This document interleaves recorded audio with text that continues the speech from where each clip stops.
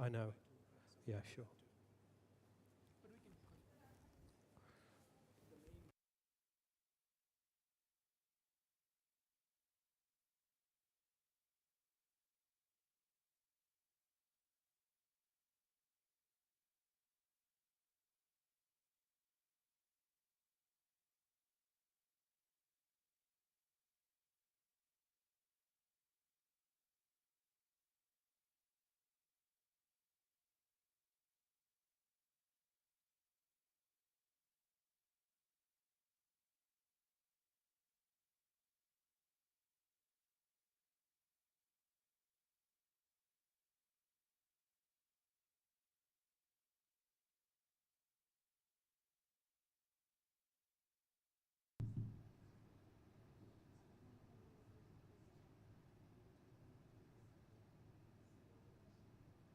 Assalamu alaikum, and a very good afternoon.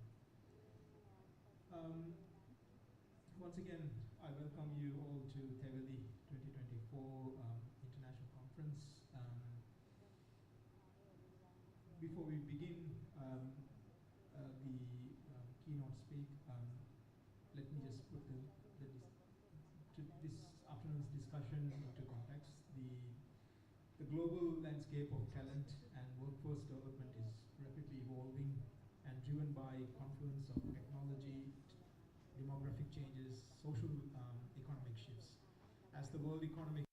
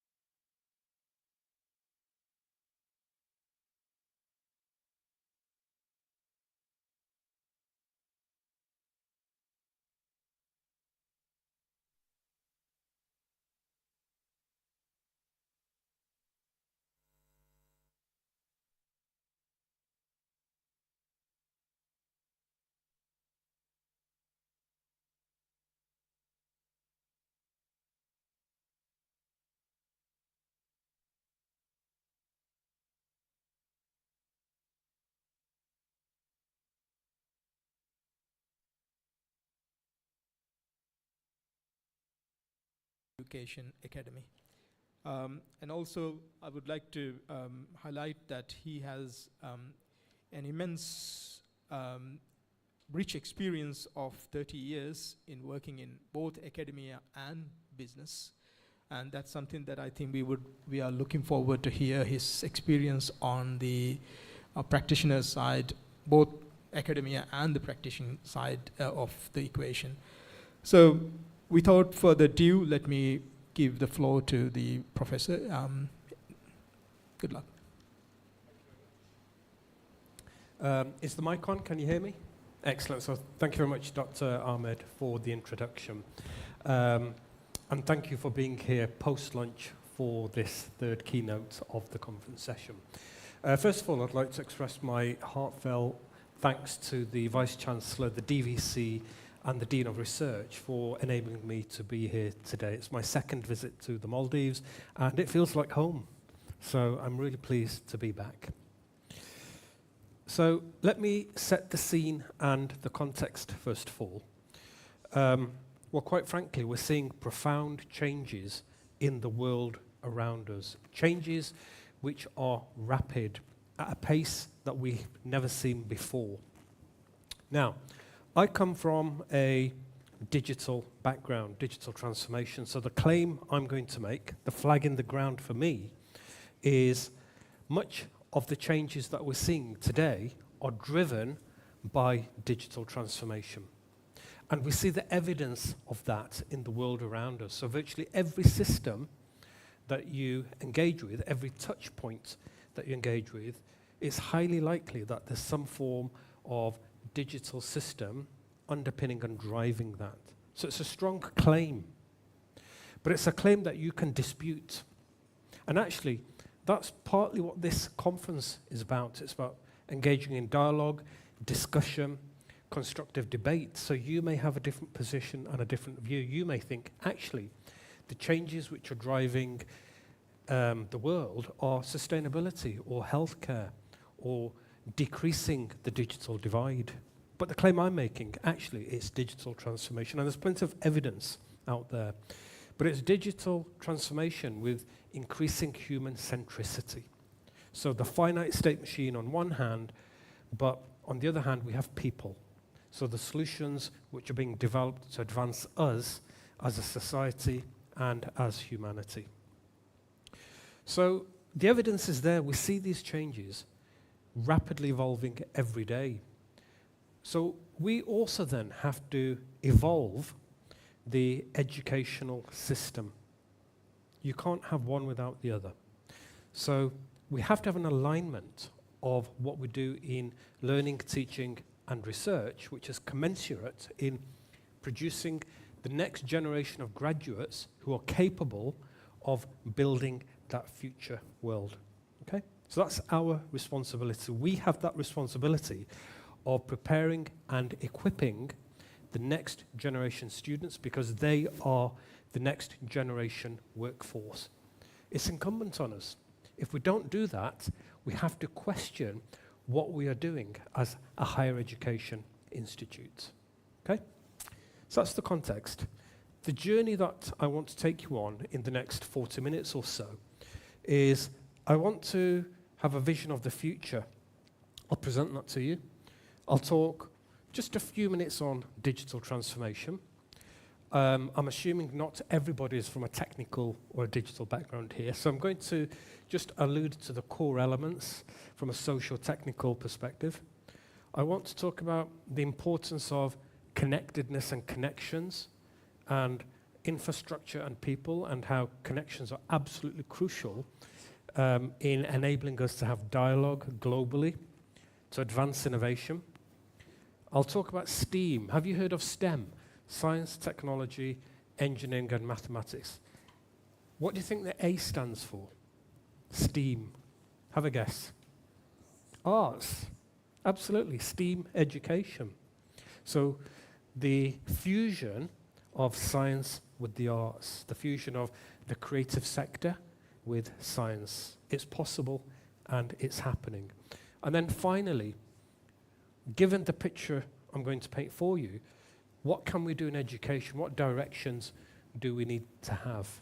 Now, you guys have the solution, but we can talk about the direction, and hopefully we'll be doing that. Let's start with a vision of the future. This is your future. It looks grim, doesn't it? Yeah, very grey and grim and dismal. Your students may build this.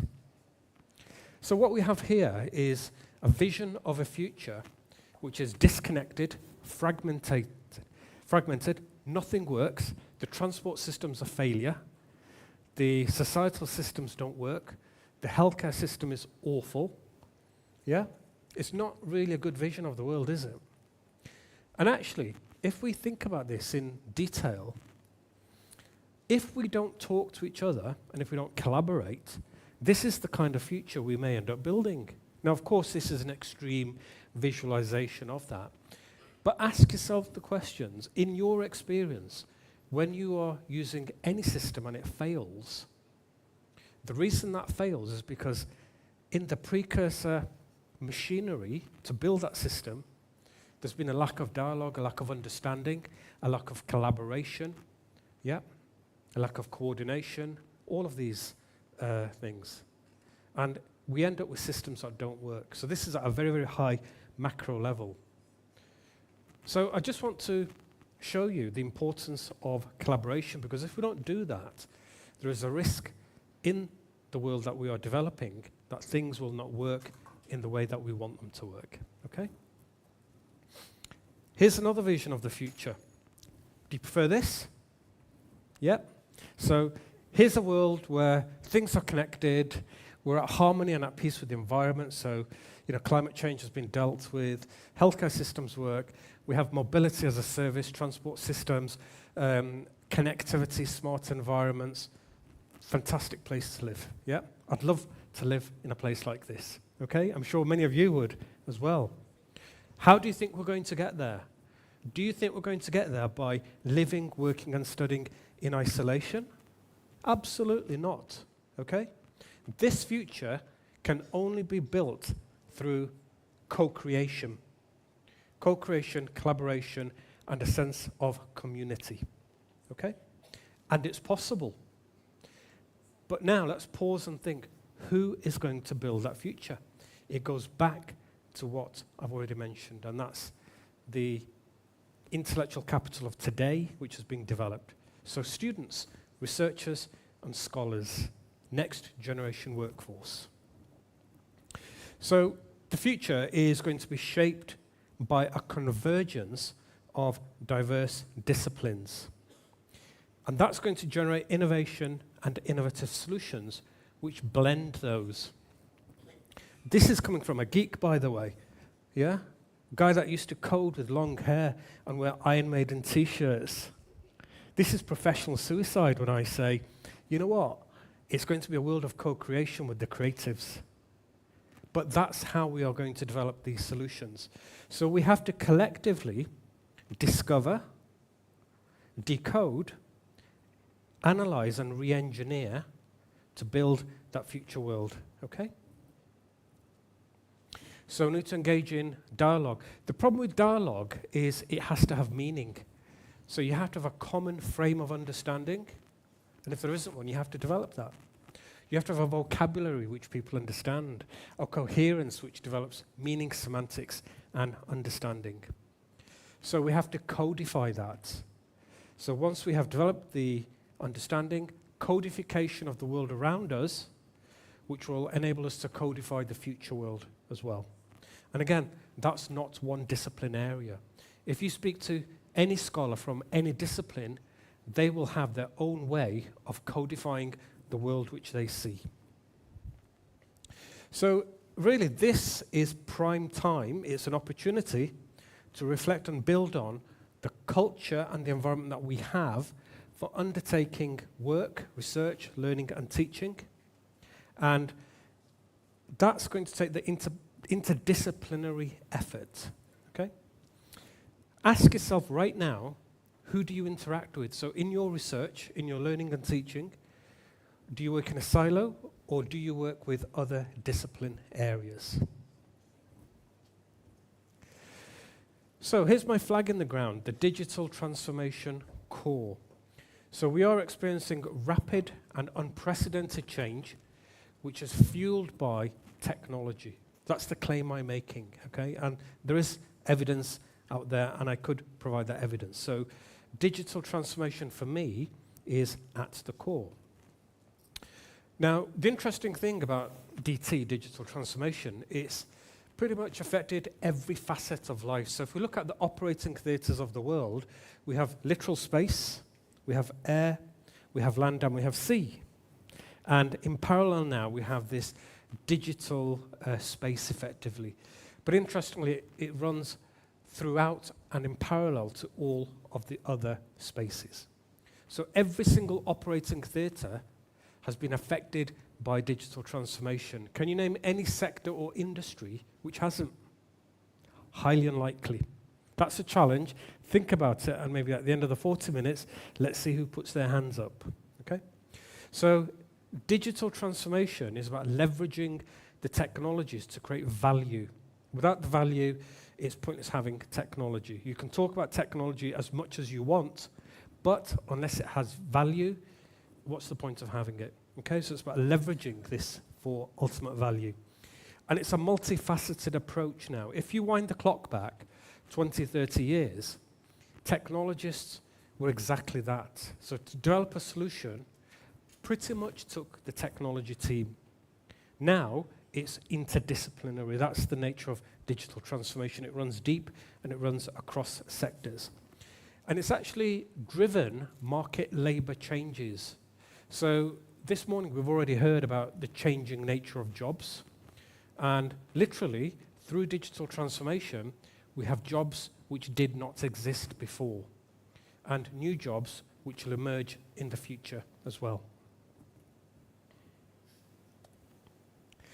So, one of the good things about digital transformation is, by its intrinsic nature, its very definition, it does actually try to eliminate silos and create the platform and the opportunities for collaboration, because that's how we build systems now, okay? So it's a vehicle and an agency for identifying and discussing and coding that universe of discourse around us. So we have to talk to other people. It would actually be out of practice if you were to develop a digitally transformed solution and you did not talk to the other sectors. Because if we're developing a health informatics system, you have to talk to the health professionals. So I've worked on 2 or 3 healthcare systems, and it's amazing what you learn about the other discipline areas. I've worked with the creative sector, for example, to develop digital artifacts or digitization of places of heritage like museums and art galleries. You have to talk to them, okay? So by its very nature, digital transformation forces you to engage in cross-disciplinary investigation. That's a good thing, because it means we can learn something from digital transformation. In fact, the world of computing has offered the rest of the world a great deal. Have you heard of Agile and Agile project management? Yeah? Came from computing. Have you heard of structured decomposition and re-engineering? How we tackle problems, how we decode them? Came from the world of computing, okay? There's lots of elements which have come from the 80s and the 90s up to now from the world of computing. And it's really helped accelerate the way in which we understand, decode, and re-engineer. So for me, digital transformation is an intertwining spine which is capable of binding the other areas together, because it's highly likely, and again, I'm happy for somebody to dispute this, is if you are developing a solution, 99.9% of the time, you will have technology involved, okay? So it's a brilliant opportunity to use DT as the platform for intertwining. Okay, so we've talked a little about a good future, hopefully. We've talked about digital transformation, and now I want to introduce the principle of connections. And there are typically 2 angles to connection. The first one is infrastructure. So that's the technical infrastructure which enables technical connections which enable us to do things. So whether it's Wi-Fi, fixed broadband, mobile, machine-to-machine, Internet of Things, literal fixed infrastructure. So over the last couple of decades, there's been a vast amount of money across the globe invested in building technical infrastructure, okay? In fact, we rely on it so much it's become pervasive and ubiquitous. And we know that because as soon as the connection drops, either at work or at home, you go into what's called cold turkey mode, yeah? You go into this world where panic sets in because you have become disconnected in the connected world. That's the extent of reliance. You probably rely on connections more than any other form of utility. You know, if your electricity at home goes, or your gas or your water, you'll tolerate it. If your broadband goes at home, you'll panic. Okay? So infrastructure connectivity is increasing. So just because we have 3G, 4G, 5G now, that's not going to stop there. We will end up with hyperconnectivity, which I'll come to in a second. The second aspect of connections is what I call connectedness, but it's human connectivity. So through the infrastructure, what this enables, it enables people to do things together, from the very basic and literal angle of talking with each other from one side of the world to another, from wherever they are. So we break spatial and temporal boundaries, through to the other aspect where we have societies and communities communicating together to solve real problems. And actually, COVID was a great example. So around that time, vaccination development from a geographically distributed workforce enabled the development of the vaccine. So without high-speed infrastructure connectivity, that problem would not have been solved. If you look at your research, which you are engaged with, it's highly likely you've got international partners undertaking remote research, but it's logically convened and unified in that digital ether. So we are more connected than ever before, okay? So we know we need to build a good future. We know we're going to have digital transformation as a spine to bind discipline areas. We know we've got fantastic connectivity so we can talk to each other. So what are we waiting for? Yeah? We need to be talking with each other to understand the world out there so we can build the future, the better future, okay? I'm going to let a 1.5 minute video do some talking now. So I'm just going to stop. Hopefully the sound will work. And just listen to what these people have got to say.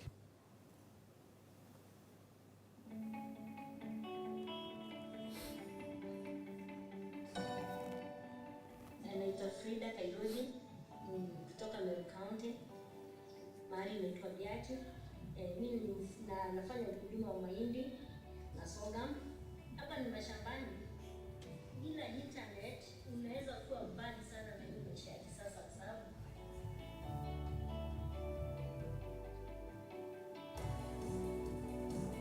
Mobile ने हमारी life को change करके रख दिया। हमने अपना syllabus ही mobile internet से मंगा के देखा और अपना सेकेंड ईयर का, और कोई भी टॉपिक अगर हमको नहीं समझाता था तो हम लोग यूट्यूब पे जाकर के उस टॉपिक को समझते थे। और क्योंकि सब थे नहीं, कॉलेज बंद हो चुका था कोरोना के दौरान, तो मोबाइल ही हम लोगों की बहुत मदद किया।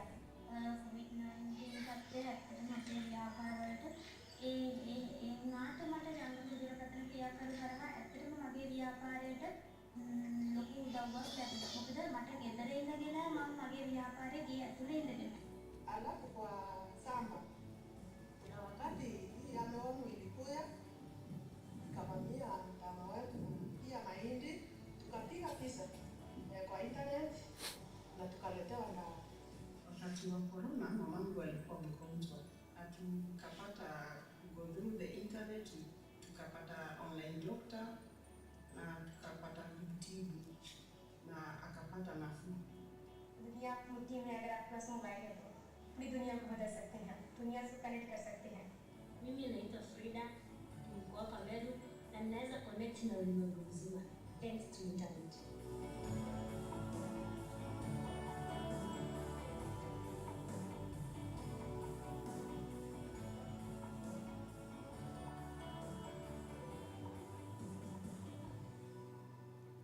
Isn't that brilliant? Yeah. So many different angles are being tackled here. We've got women, we've got gender issues being included in technology, we've got real solutions being developed through the affordance of infrastructure.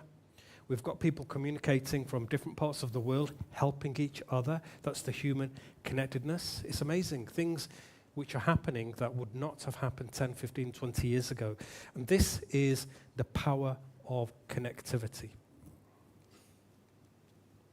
So, connectivity, think about the changes in your lifetime. So let's spend just a minute or two thinking about evolution.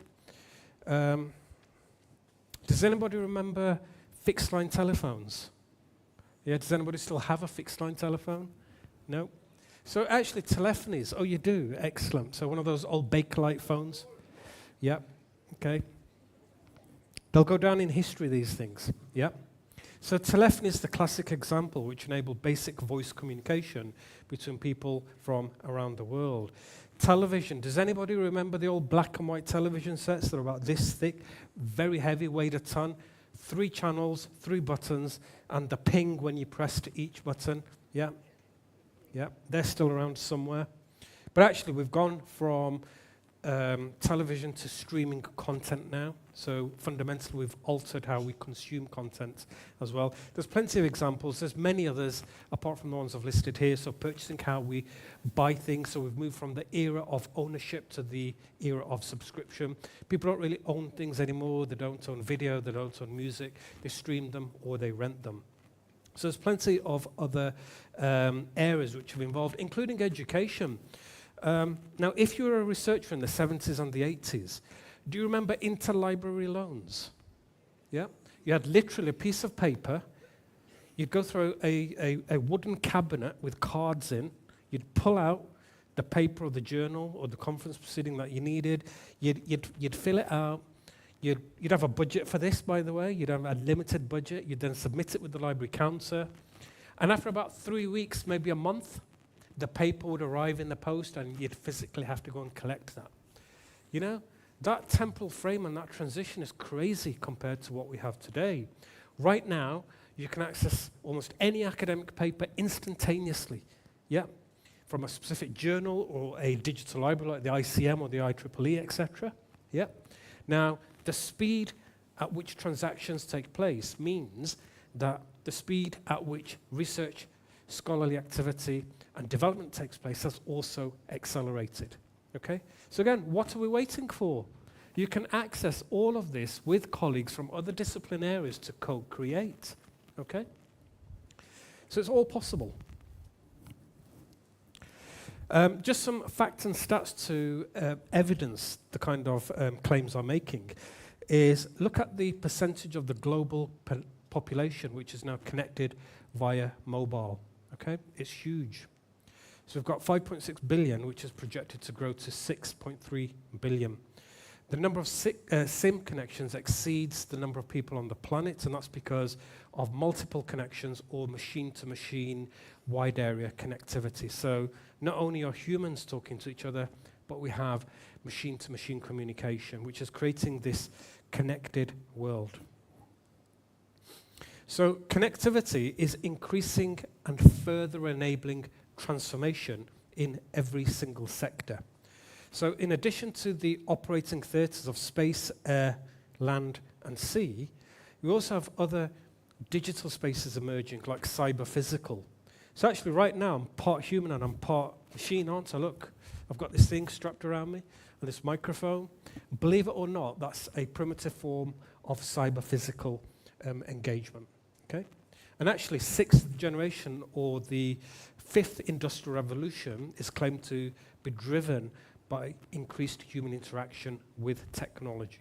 So we've got cyber-physical, M2M, which I've mentioned, but also the smart built environment. So future number 2, the nice green one, that's going to be a smart environment which has fully connected infrastructure. Now, what's the point of all of that? Every time there is a touch point with technology, so technology to technology or machine and technology, guess what we can gather? Data. Okay? So the acquisition of the data, the generation, the acquisition, then leads to the ability or the opportunities to analyze that data. So we are constantly learning from increased connectivity. So we now know things that we absolutely did not know before. And our previous keynote gave some fantastic examples of the geospatial data acquisition and what we're learning about the oceans, purely through connections and the technology. And the first keynote talked about learning and the touch points in intelligent learning systems and environments and what we've learned from that. So as we increase connectivity through digital transformation in a connected world, we are then generating more data which we can then feed back into the system to learn even more. And this leads to this push-pull relationship of innovation. The more we create and use, the more we learn. The more we learn goes back into the machine of innovation. So it's this continuous cycle of development. So we're constantly learning, we're constantly innovating, and there's constant realignment of the world around us. You know, the world shifts when the innovation is created, so diffusion, so the diffusion of the innovation, the adaptation, and the realignment which occurs. And that cycle goes on and on and on. Okay, so welcome to the world of hyperconnectivity. So I've talked about connectivity, but let's now prefix that with hyper. So the hyperconnected future is a deep fusion and a very pervasive and ubiquitous one of seamless, low friction, technology, humans, and other systems that yields hyper-personalized value. So attendance-based technology which adapts to your needs or to societal needs. Okay? So we become closer to the finite state machine, but with a very human-centric perspective. So hyperconnectivity is where we are heading. So, great. What's the affordance? What value does that give us? So, lots of words beginning with CO here, but they're all absolutely relevant. So we can then communicate even more than we do in different ways. A virtual community from around the world, which feeds into intellectual capital development to fuel innovations. We've got co-creation, where we create together, where we bridge the silos. We, in fact, can eliminate the silos and engage in cross-disciplinary research. We have to collaborate in order to do that. We have to learn how to cooperate. You know, that's a learning exercise, how we work with each other, how we coordinate that kind of activity, and how we then converge that to yield meaningful value for the rest of the world. So actually, it's about this thing, isn't it? The writing is literally on the wall, your wall in front of you, okay? It's about bridging boundaries and exploring synergies. So the hyper-connected, digitally transformed world, with all the affordances that we've mentioned, will enable you to do that. I was going to say in black and white, but it's in blue and white here. So what that gives us then is the potential of greater empowerment and capability. But in order to realize the capability, we have to gear up for it. What's the point in having a Ferrari if you can't drive it? Yeah? What's the point in having a bicycle if you can't ride a bike? So you may have this fantastic machinery, but you have to be capable of using that machinery effectively. And this is where learning, teaching, and research comes in. So what are we teaching today which is going to enable the development of that next generation workforce to fully leverage the capability of the hyper-connected machine that we are building? So we have to start to question, how do we conceive, design, create, and deliver learning across the board from undergraduate through to postgraduate and beyond? Black Eyed Peas, who listens to the Black Eyed Peas? Well, they got it right back in 2009. I always look at popular culture and how it influences technology and vice versa. So I'm not going to read all of this out. You know, listen to this, read up on this. But actually, it's telling us about the hyper-connected future. Okay? And if you want to go back further in time, and if you're into 1970s music, 1978, Deborah Harry from Blondie, Parallel Lines, the album, she talks about a mobile computer. Yeah. So, communicate, community, co-creation, collaboration, cooperation, and convergence. Let's now drill down into this slightly further. So, as part of a research team not too long ago, we looked into this. So we were looking at the interaction of the creative sector with the corporate sector. And here's what we discovered. Silos still exist. Okay? So here's a quote from one of the participants, a well-known fellow in the States. And he said, well, actually, silos are still out there. They're still leading the world, and that's a huge claim to make. Okay? But let's prove the point. If you are working in science and technology, literally, if you guys are working in science and technology, do you actually engage with the creative sector as part of your research? Probably not. If you're working in healthcare, do you interact and engage with the digital sector? Maybe. Digital health, okay? So yes, silos are out there. And again, it's our responsibility to reflect on what we do in context of the future world and try to resolve that. Another quote, so building on the creative sector, so artistic exercise, that other form of creation which is non-scientific, gets people out of the organization talking to others in a different way, and we can learn from each other. So communication and discovery. And discovery is a crucial element because there are things out there, there are people and communities out there that you may not know exist. But you know what? They're probably in the office next to you. It's a case of knocking, opening the door and having conversations. So discovery is a fundamental part of realizing what's out there, which will fuel and feed the creation of the dialogue.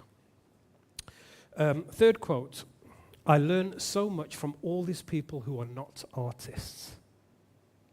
I was speaking to our moderator just before the talk, and I said, I probably had the best conversations with people from outside of my discipline area.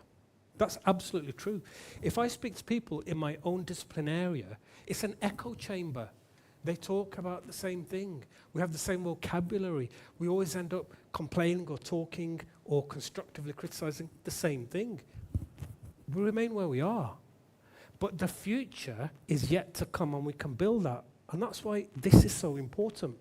And that's leaving your office, discovering what's around you, and how what you may discover can feed into your thinking. Now, I've learned two things from our previous keynote speakers this morning. Number one, the first keynote mentioned, I can't remember the exact term, I actually jotted it down, bear with me.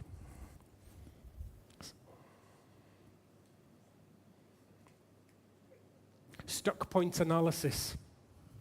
Okay, so the first speaker mentioned stuck point analysis, where students were writing, but they were pausing because they were stuck. And it got me thinking, why don't we talk to each other? What's stopping us? What's our stuck point analysis in interdisciplinary or cross-sectoral research? Something's stopping us. So could we analyze what the stuck point is regarding that? Is it quite fundamentally because we don't know that the other communities may have something to offer us? But interesting question. The second thing I've learned from the previous speaker was regarding the vessels that go under. I can't remember what you call them. Gliders. And it got me thinking, you know, you have layers in the ocean, just like we have the operating theatres of space, air, land, and sea. Actually, we have operating theatres in learning, teaching, and research. We have elementary, first year, second year, third year, fourth year.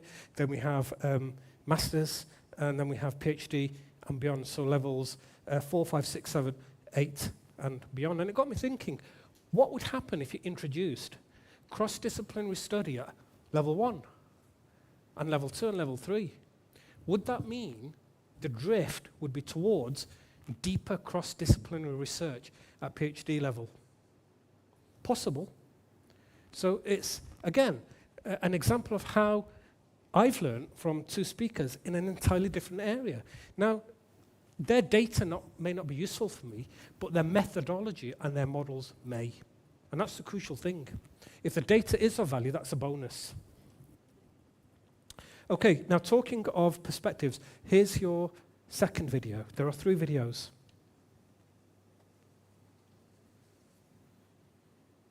Have we got volume for this? There should be volume. Seen from another point of view, it gives quite a different impression. Let me start that again. An event seen from one point of view gives one impression.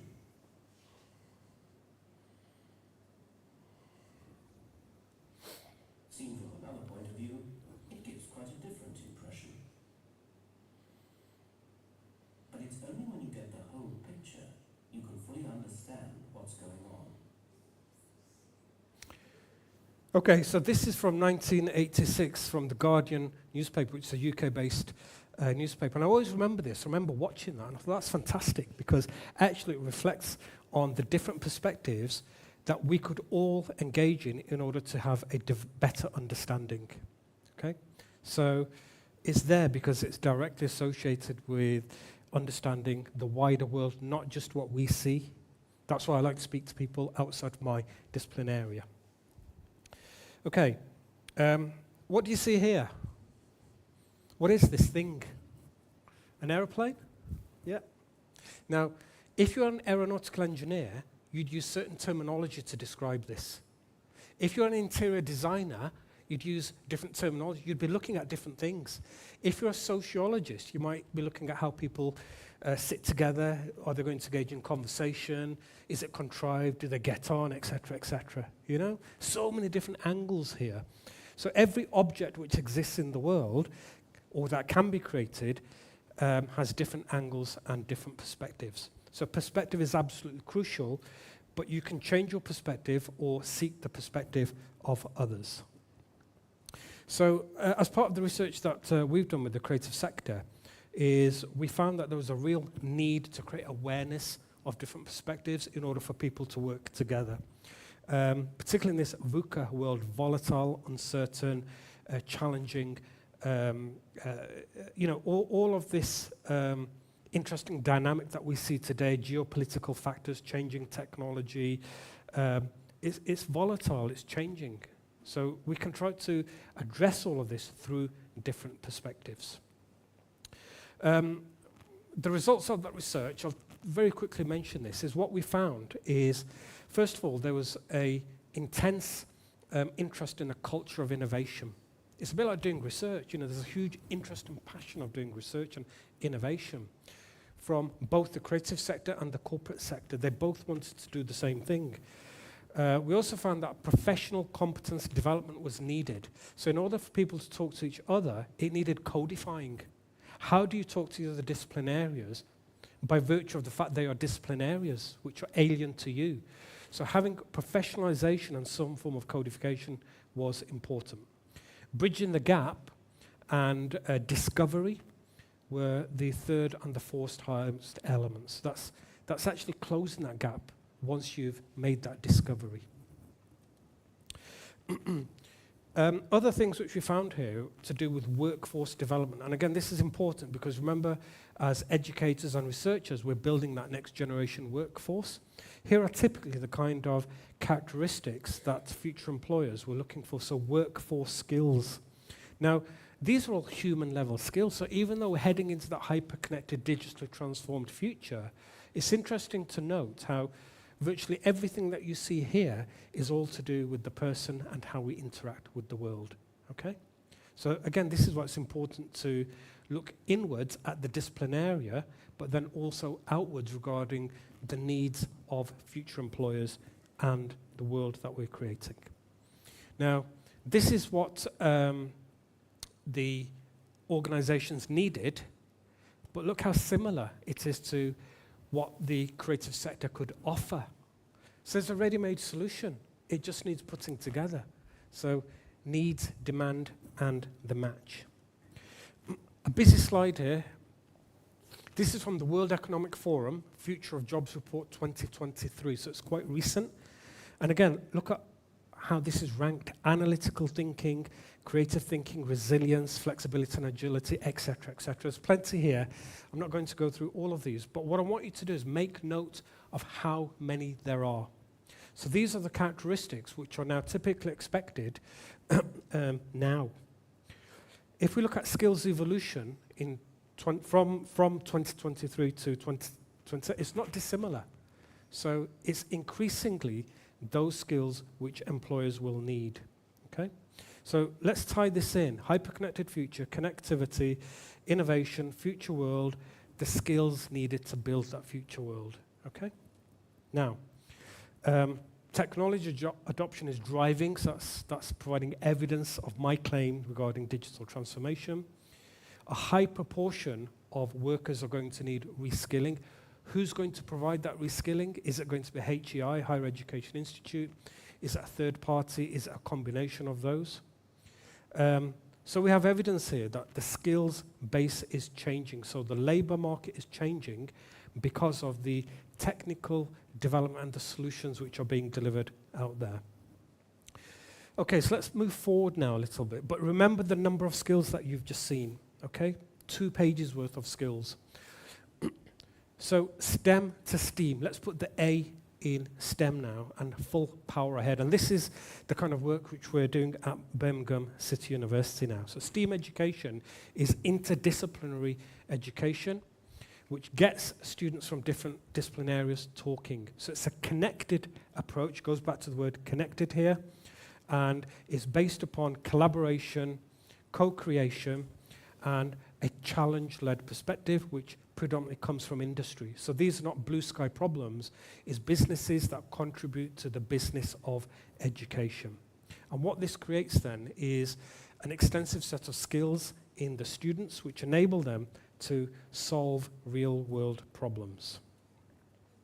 So Professor Hanifa Shah, who heads up not just the faculty, but she's the first Pro VC in the UK to be appointed with the title of Pro VC for STEAM. That's how important BCU's seen or take this integrated approach to education. So it's a response to the labour market changes, which will produce that highly skilled, adaptable workforce. So they're not silo-based. They know their material, they know their discipline area, but having capability of working across and with other discipline areas. So transformative synergy, transformative impact on learning, an ecosystem, so the educational environment which facilitates that through interaction and debate, not just within academia, but business and academia. So businesses are fundamental to the extent that the assessments which are designed from year 1 or level 4 and beyond, they include and they integrate industry-driven assessment. Okay? And it goes back to that rippling effect of the layering built in at year 1, continues in year 2 and year 3 and year 4. So the exit velocity is high. So it's not all blue sky because so many assessments which they complete are driven by the needs of industry. Okay, this is a £70 million recent investment in BCU. This is called STEAM House, and it's a physical location which houses the STEAM concept. So it's a multi or interdisciplinary area where businesses, academic staff, and students co-create. So they're all co-located. So consider this like an innovation hub. So it's a regional asset now in the city of Birmingham. Okay, here's your third and final video. It's about 1 minute. Innovation Fest is an opportunity for our students to engage in learning, practice, and demonstrate the effort that comes along over their learning journey here at Birmingham City University.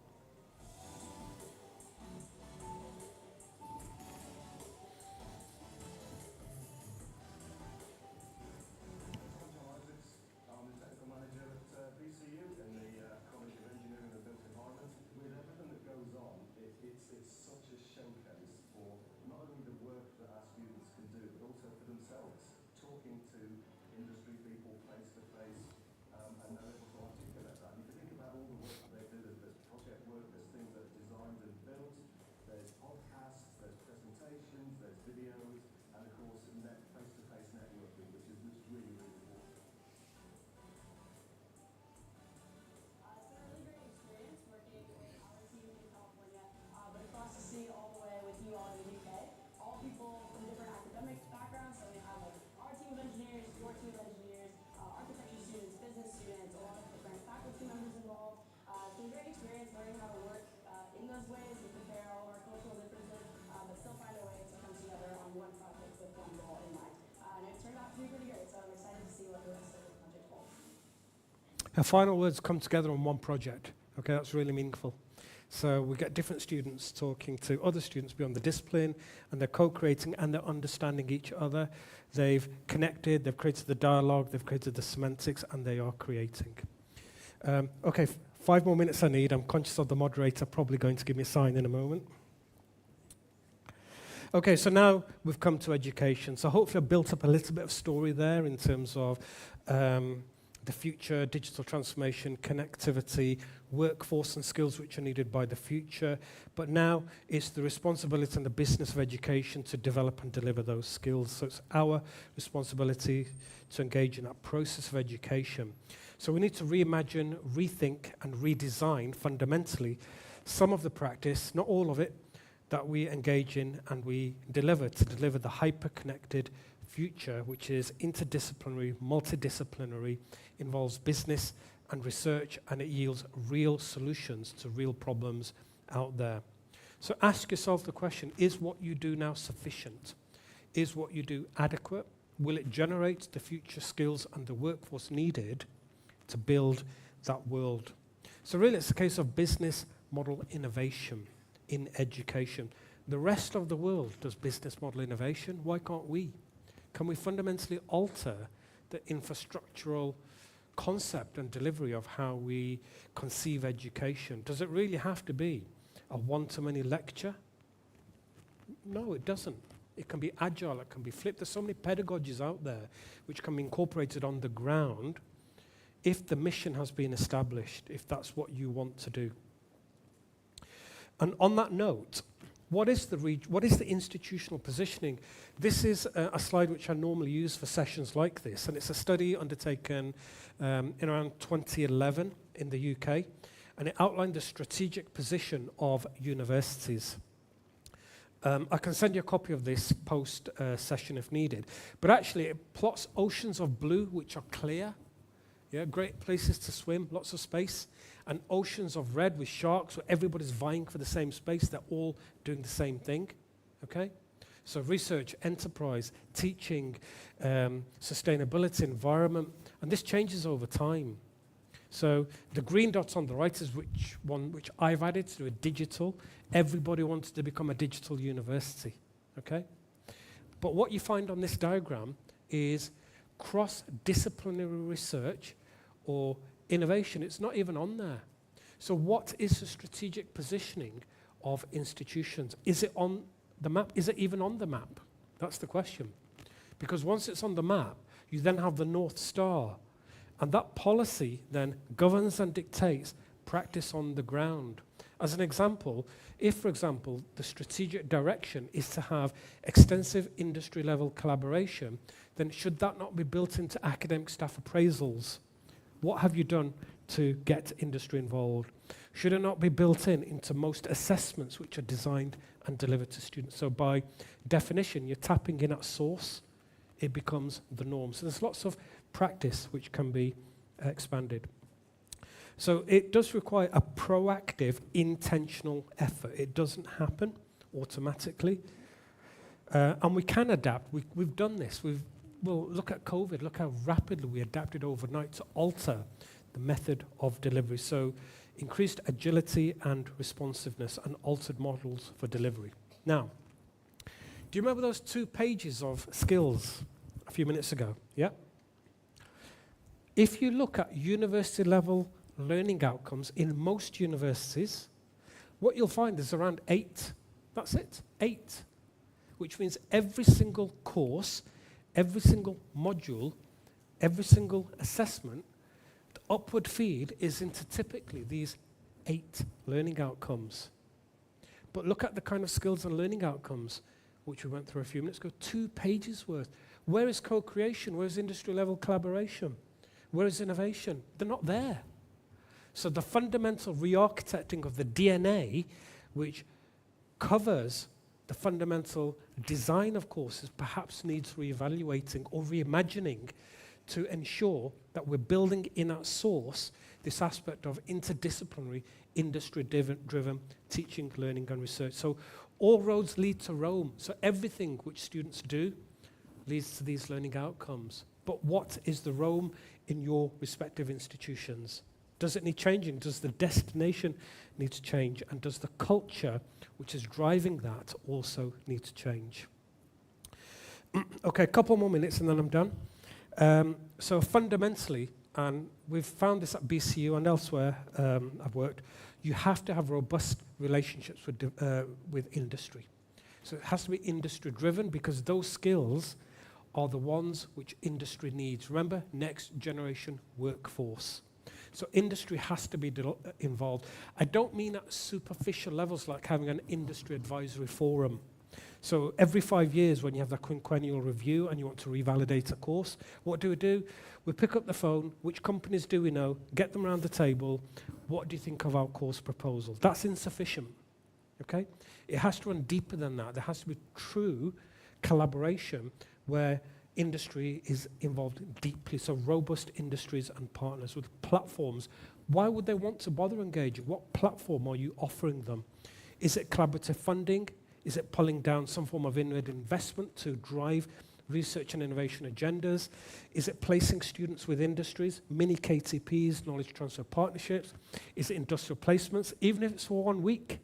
Okay? There's lots of mechanisms that can be created there. And leverage networks. Networking is absolutely crucial. So if you are at the hub, it's really crucial that you develop the community of practice which can feed into that innovation ecosystem. So whether it's a regional development agency, whether it's a chamber of commerce, whether it's an institution, a technology or a non-tech institute, you can be at the hub all of these and convene them. So one of the responsibilities, I think, which a higher education institution has, is to act as a hub which convenes a network, an effective network which talks to each other, and through lobbying and co-creation, what can happen? Well, things can happen. Yep.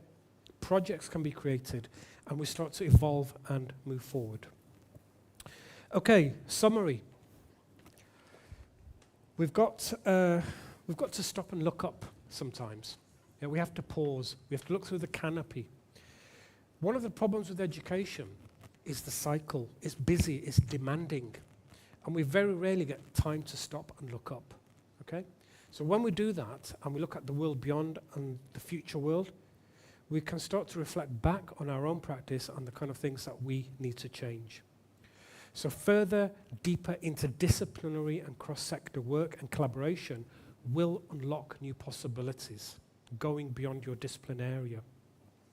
Tradition is good, but it's also inhibiting. So think about what changes can be made. And by harnessing that collective strength between discipline areas, we can create that future together, the one that we know is going to work, the one that we know we'll be happy living in as that society. And we need to recognize dissimilarity. Dissimilarity is something that we found in our research, and that's we know things are different, we know people are different, we know discipline areas are different. That does not mean we shouldn't be talking to them. So we recognize and we embrace dissimilarity, the diversity which goes with that, because we're one connected global community of scholars and practitioners. Okay? And on that note, thank you.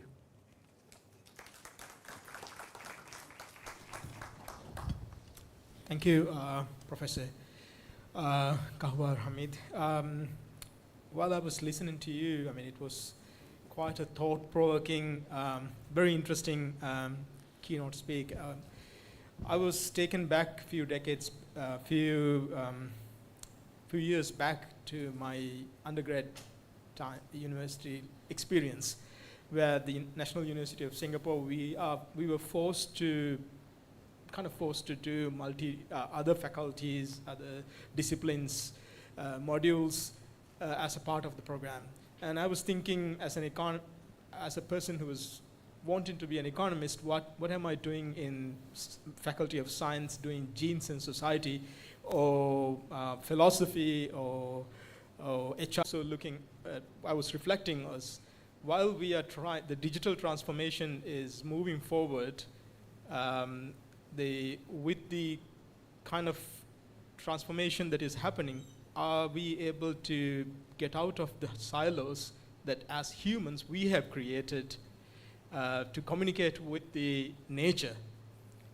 Are we able to communicate through this digital transformation? Can we communicate with the nature so that we are able to understand the nature and then be able to build a future which is even brighter than the picture that you showed?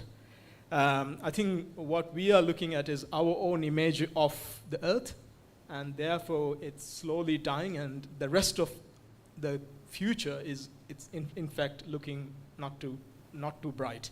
So I hope with the digital transformation, with the interdisciplinary efforts that we will put forward, we will be able to solve these problems. And let me I was trying to invite... Let me give you a 1-minute response. So first of all, I was shocked when you said a few decades ago, because you don't have the grey hair and you look like a very young man. Maldivians are young, generally. I think the second aspect regarding nature, we only have one planet and we have a limited time on this planet. And I think, yes, absolutely, we can learn a lot more about the planet through digital transformation. So going back to the North Star, should sustainability be built in as a de facto element in every single course? Yeah, because that will then force us to observe the natural or the nature aspect. Thank you. Let me invite our Vice Chancellor to give you a token of appreciation. We were truly honored for your presence. Thank you so much, Vice Chancellor.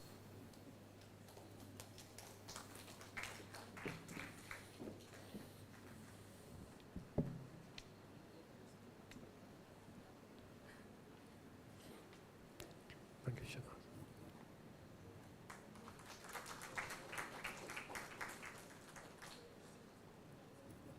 Great. Thank you.